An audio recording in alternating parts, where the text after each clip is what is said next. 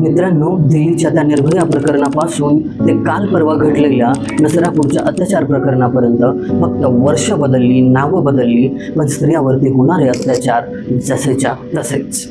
मग आपली न्यायव्यवस्था करते तरी काय? चला तर पाहूया अशाच काही न्यायप्रविष्ट प्रकरणांची सद्यस्थिती.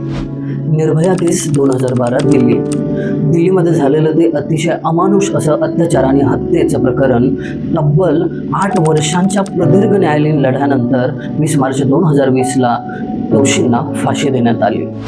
हाथरस प्रकरण साल 2020 उत्तर प्रदेश. एका दलित तरुणीवरती सामूहिक अत्याचार करण्यात आला आणि तिची क्रूरपणे हत्या करण्यात आली. न्याय काय? तर तब्बल 3 वर्षानंतर मार्च 2023 मध्ये विशेष न्यायालयाने एका आरोपीला जन्मठेपेची शिक्षा सुनावली आणि इतर तिघांना पुराव्याअभावी सुटका करण्यात आली. आरजी कर हॉस्पिटल साल 2024 कोलकाता. कर्तव्यावरती असणाऱ्या एका लेडी डॉक्टरवरती सामूहिक अत्याचार आणि हत्या. न्याय काय? तर अजूनही न्याय प्रतीक्षेत सीबीआय करत आहे तपास. बदलापूर प्रकरण साल 2024 महाराष्ट्र. एका शाळेमधील चिमुरड्यावरती झालेला अत्याचार आणि न्याय कसा? तर न्यायालयीन चौकशी करत असताना पोलिसांच्या चकमकीमध्ये मुख्य आरोपीचा मृत्यू होतो आणि शाळा प्रशासनावरती होणारी कारवाई अजूनही होतच आहे.